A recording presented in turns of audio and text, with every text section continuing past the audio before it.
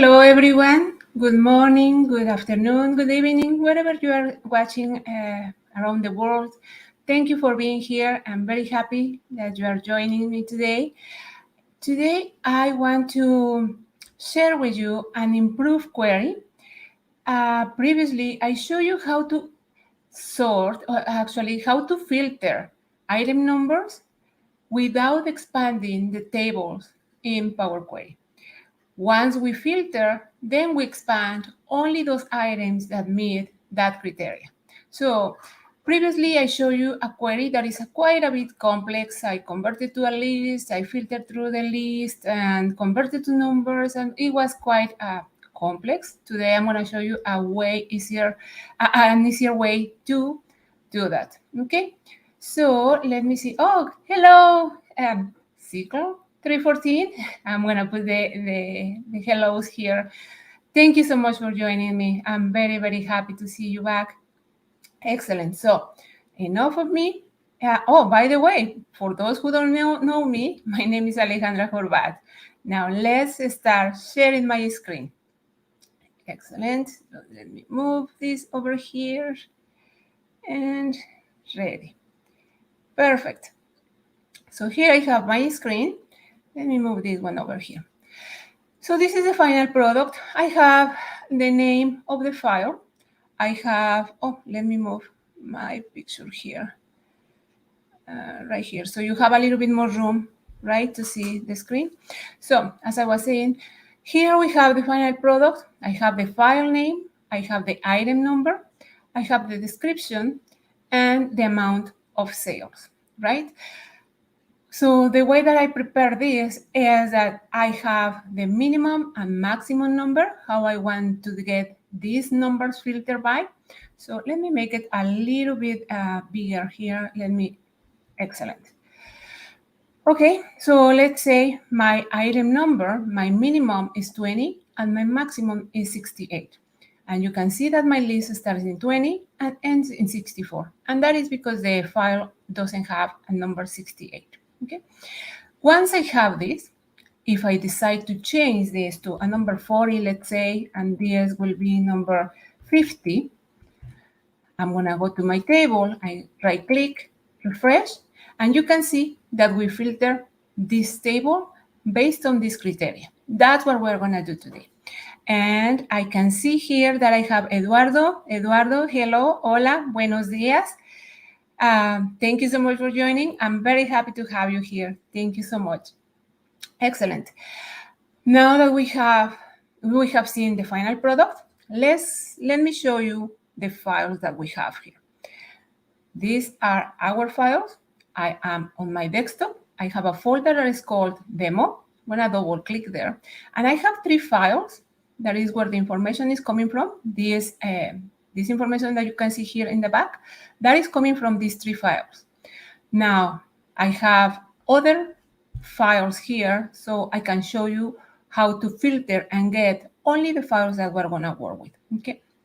So, let me show you the content of these 3 files. I'm gonna select file 1, press and hold the shift key, and I'm gonna click add file 3 to select the 3 of them. I'm gonna press enter to open all of them.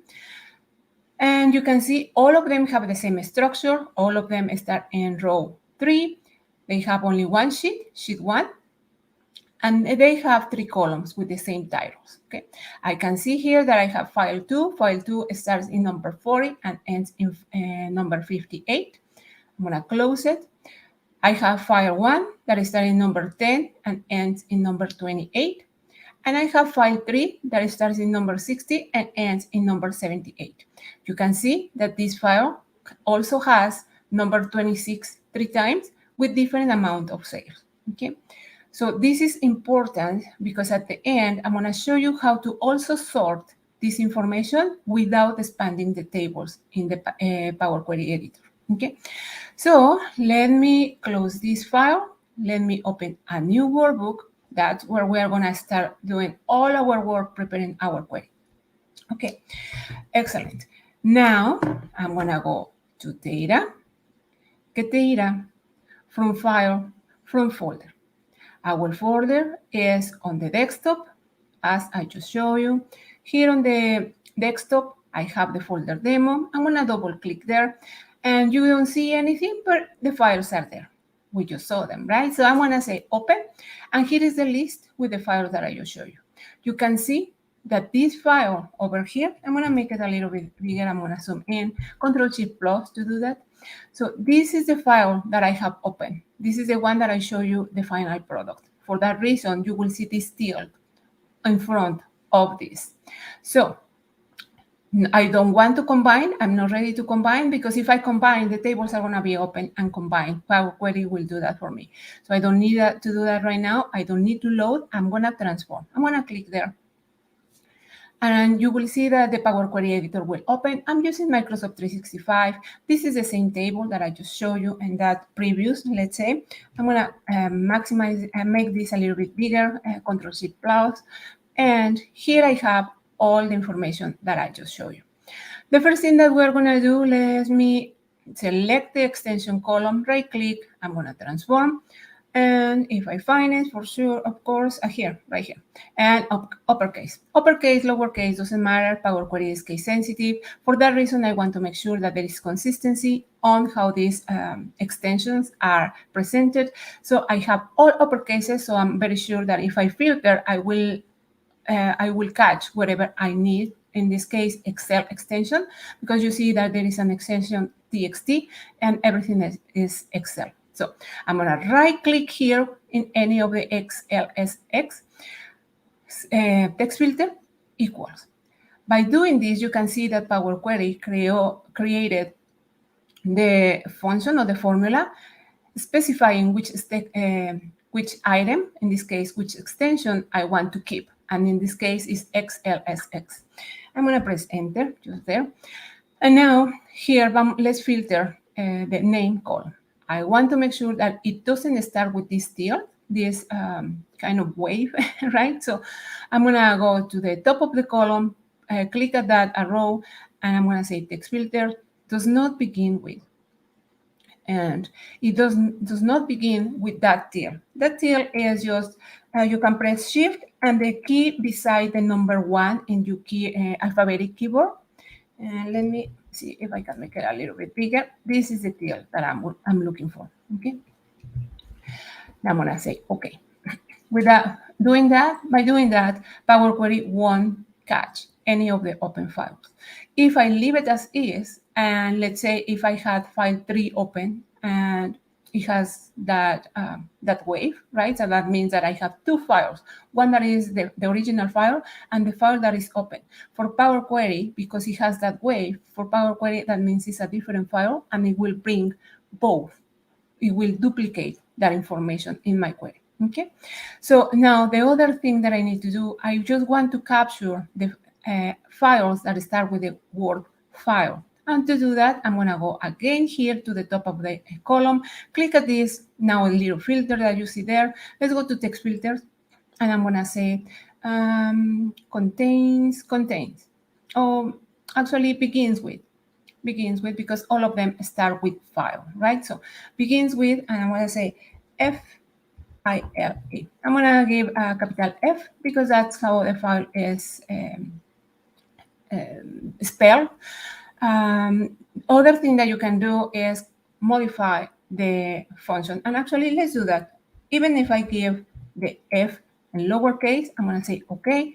And you can see that Power Query, it didn't recognize anything. It didn't bring anything because it's case sensitive and it's saying, oh, there is nothing called file, right? So, but to avoid the issue with the capitals or uppercase, sorry, with the capitals or the lowercase, I can say here, I can modify the function, the formula here, and I'm going to say ignore this one. Compare ordinal ignore case, and I hope I just pressed the correct. No, I didn't put it in the correct place. So let me remove this parenthesis. And here. So the function or the formula is text start with the name of the column, file, that is the word that I want to start with. And here I'm saying compare ordinal ignore case. That means that ignore if it's uppercase or lowercase, okay? I'm gonna go to the end of the function. I'm gonna press enter, and now I can see that it brought my files, starting with the Word file. Okay, perfect. So in previous tutorials, I have shown you how to extract information from this column by adding an additional column. So in this case, I'm going to show you a little bit different. I'm going to use a formula to get that information. I'm not going to create another column. I'm just going to create another step. Okay. Here I can go to the formula bar. If you don't see this, you don't have it visible, you can go to view and make sure that the formula bar has a check mark. Once you have that, then you can see this formula bar. I can click at this FX, which says add step, or I can go to my last step and I can right click and say insert step after. So I'm going to do that. I'm going to click there. And that reminds me that I haven't renamed my steps. So I'm going to quickly go back to the uppercase and I'm going to just remove the space between the two words. And that's because the code that Power Query is creating for me will be cleaner, will look much cleaner if I remove the spaces between the words in these steps.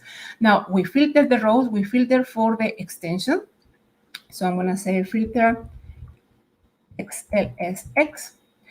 Here I'm just pressing F2 to edit. And this filter was filter open files. And this other filter was filter file name. And now this custom step is the new step that we are creating. I'm going to say this is going to be extract content. Extract content. And that's it. And that is because we're going to extract the content, right? So I'm going to make this a little bit bigger just so you can see. So what I'm going to do, I'm going to keep this. This is the name of the previous step. That is the table that this step has. So I'm going to keep that, but I'm going to type here a few things. So first, the formula that I need is table, transform columns, table column. It's a transform column, this one, table transform columns, and I'm gonna open parentheses. It's asking me for a table. The table is coming from my last step, so I'm gonna leave that there. I'm gonna say comma, and it's gonna ask me for a transform operations as list. Remember that for Power Query, to tell that is a list, we need to provide those curly brackets, right? So, and here you can see in this part, it says applies transformations of the form, and it presents those curly brackets. And I need to provide the column name and then transform. What do I want to do with this table and this specific column, right? So I'm going to give some space here. I'm going to give the curly brackets. I'm going to have the quotation marks to type the name of the column. So I'm going to say content. That is the column. And what do I want to do with that, comma?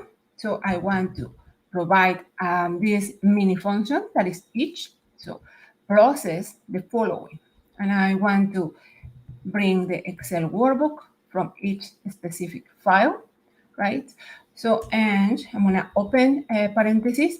And for this specific formula, I need to bring a workbook as binary. That information is here on my column content. That's why we're getting information from there. And I want to tell Power Query to look at every single line on this column right here. And I also want that looks there, brings the content, and promotes the headers. So I can tell Power Query all of that just right here. So I'm going to say extract the Excel workbook for every single line in this column, and then comma. I'm going to say true, right? So even if I remove the true, let me walk you through this. So you can see here the Excel workbook formula is asking the workbook as binary, but also give us the opportunity, this is optional, to use headers as any. So use headers, you want to use the first line as headers. I'm going to say yes. And the way to say yes will be true. I'm going to go to the end of my curly bracket. I'm going to close the parentheses and I'm going to say enter. You can see here that it changed from binary to table. if I click here on the side of table, now I can see the content of those files. Those files, as we saw, we have only one sheet that is called sheet 1. And it's a kind sheet. They are not tables yet. So the original file doesn't have that information as table. It has them as sheet. And here, what I want to extract is the table that Power Query creates when it extracts the information that is contained in the column data. Okay. Now, I want to keep my file names because I want to make sure that I know where the information is coming from. So I'm going to drag it just to the beginning, just going to move it, select it, and drag it just to the left. And I want to keep the content column. So I'm going to select both, select one, press and hold the Shift key and select content. I'm going to right click and I'm going to remove other columns. So I keep only the columns that I'm interested on. And now I can expand the content column. I'm going to expand that, and I'm going to expand only the information that is coming from the data column because it's the tables that Power Query has created from those files. I don't want to use the original column name as prefix, so I just keep data, and I extract that information. I say OK, and now you can see that beside table, if you click there, it brought the content of those files. We haven't expanded tables yet, but we have a preview right here at the bottom. This is exactly what I'm looking for, and you can see that the first line has been promoted as headers. Okay, so let me go back and just quickly rename my steps. Here, I'm gonna just remove this space, remove all the columns. I'm gonna say here, keep the 2 columns only. Perfect.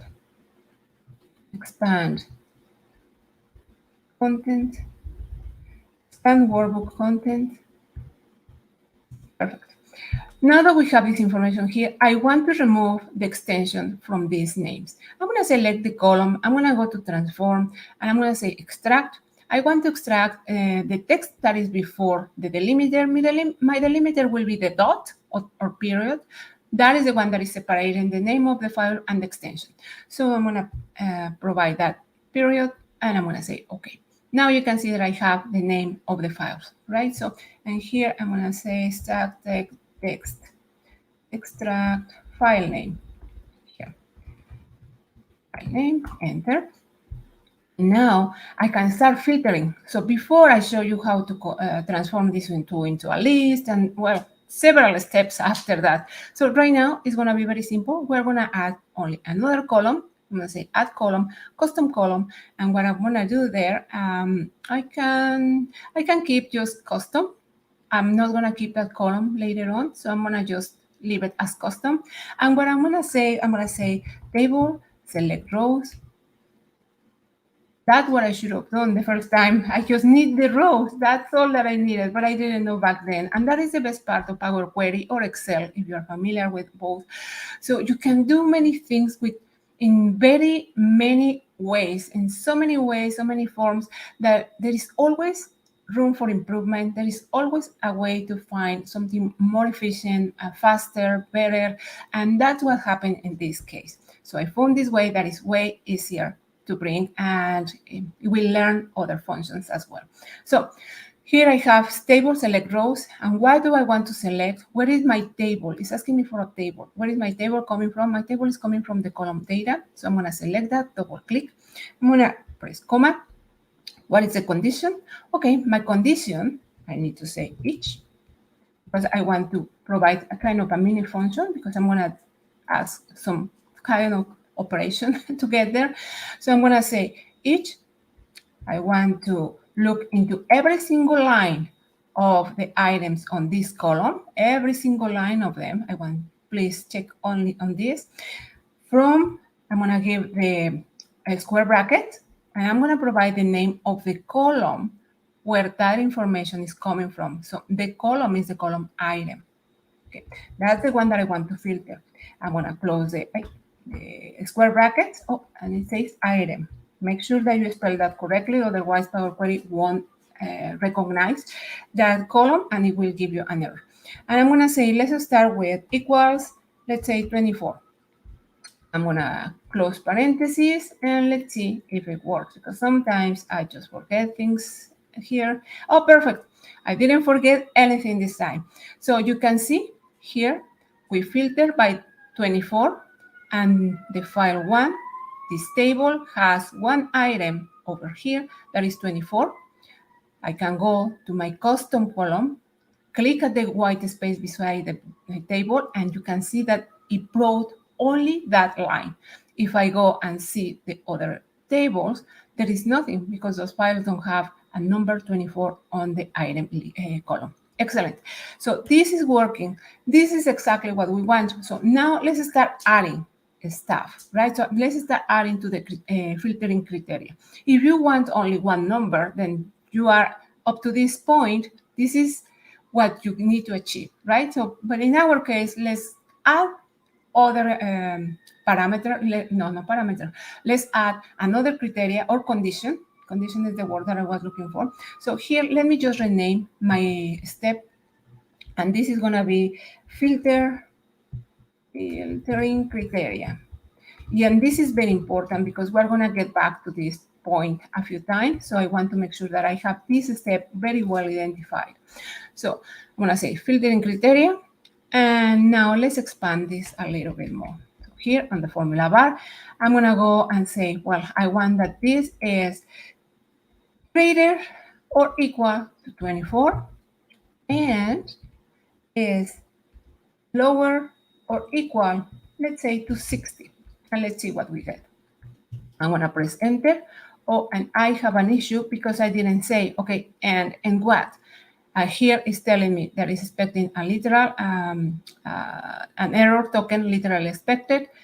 And here, if I go to the right, I can see that there are like two little, not triangles, but kind of something pointing out here in this part that there is an issue in that side. And that is because I forgot to tell Power Query where to look at, which column you need to find this number.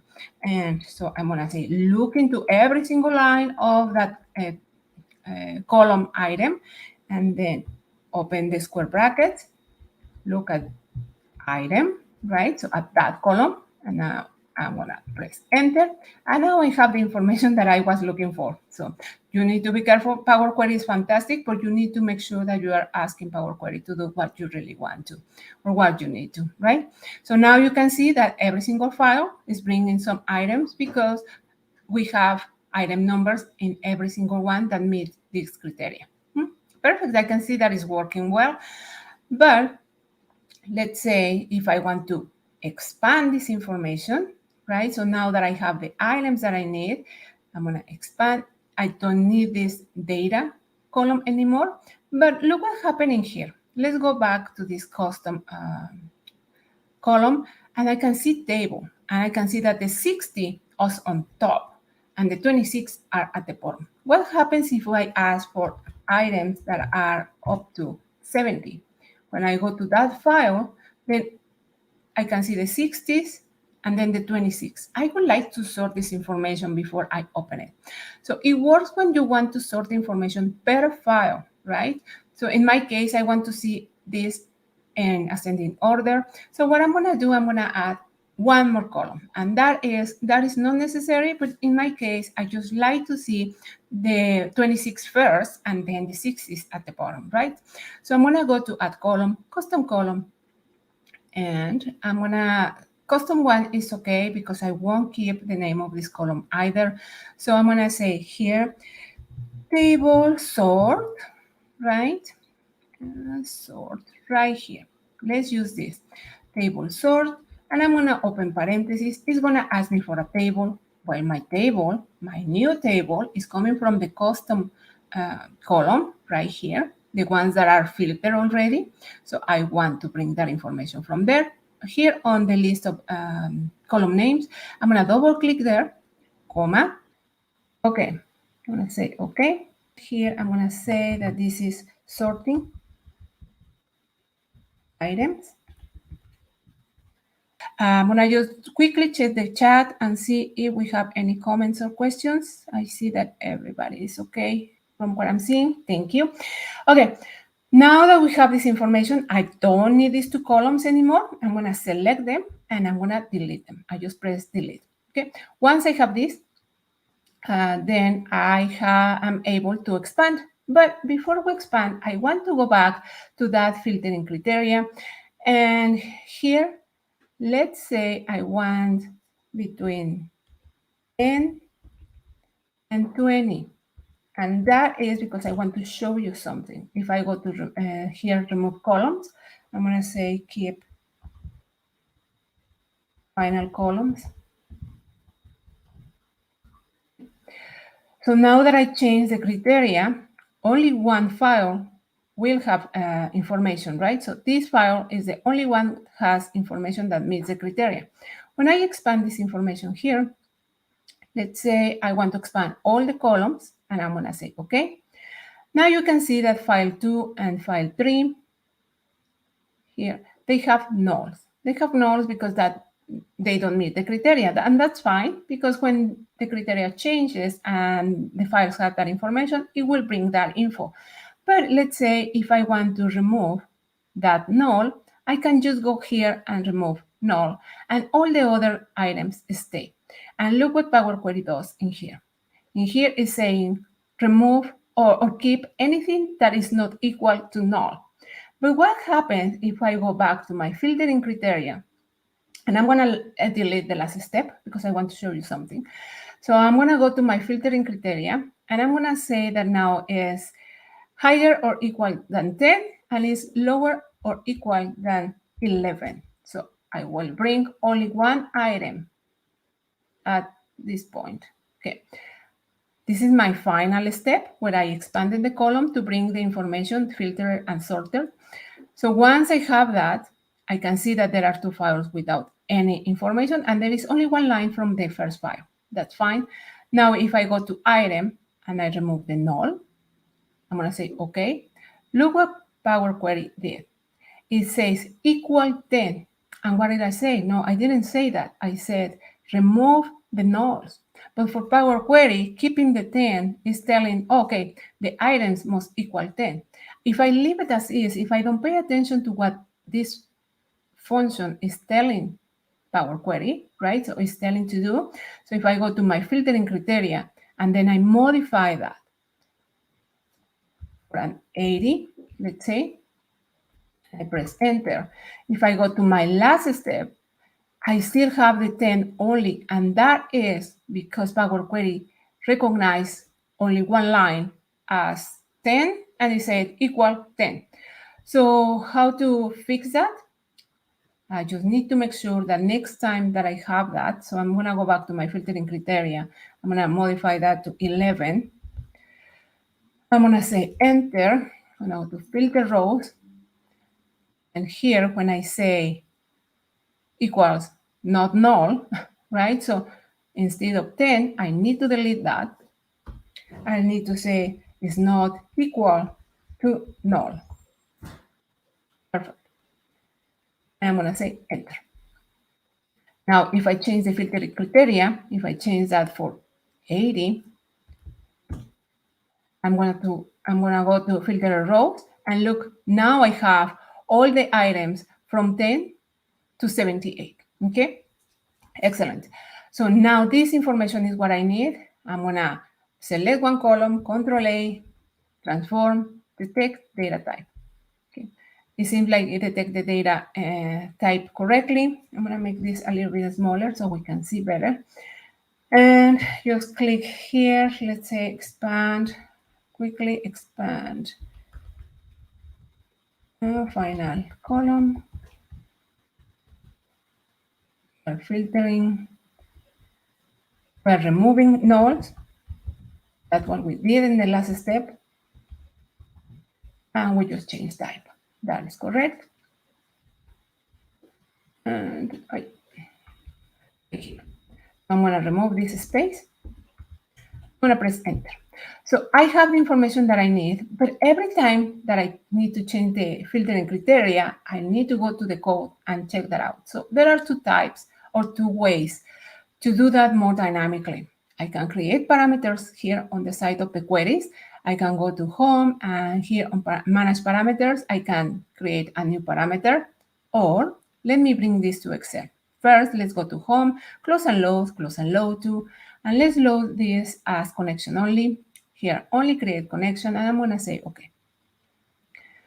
So in this case, I have only one query. It's just the habit. I always create a connection only, because if I have several queries, all the queries will come as new tabs, and I don't need that.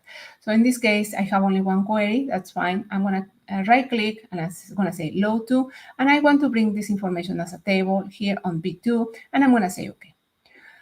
Here are all the items that meet the criteria, but I want to bring the criteria here. So every time that I need to see new information, I will have that criteria right over here.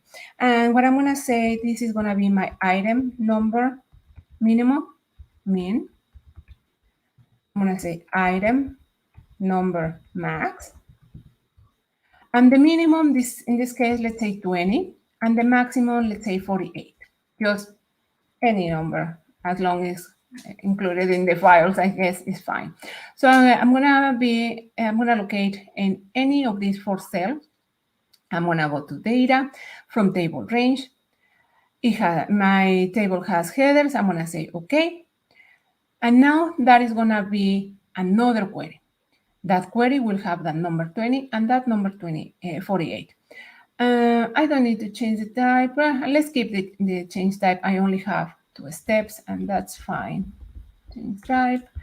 And I'm going to call this query item number min. Actually, NO number. And I'm going to duplicate this query, and I'm going to call it max. Item number max. Let's go to min. Item number minimum is this number 20. I'm going to right click there. I'm going to drill down. By doing this, Power Query will identify that number, whichever number is there. It will be dynamic, and I will always get that number identified here. Here you can see what Power Query really did is to bring from the previous step, row the first line. Power Query is base 0. So the first line in the table is 0. The second line is number 1, and so on, right? So also, it will bring that information from here. Let me see. Item number min, that is the name of the column, and that is what Power Query is looking at. That column bring me the first line from the table that is coming from the previous step. That is all that is doing. And it's bringing this as a text. You can see here. Well, actually, this is bringing just as one item, right? So I forget about what I said about the text.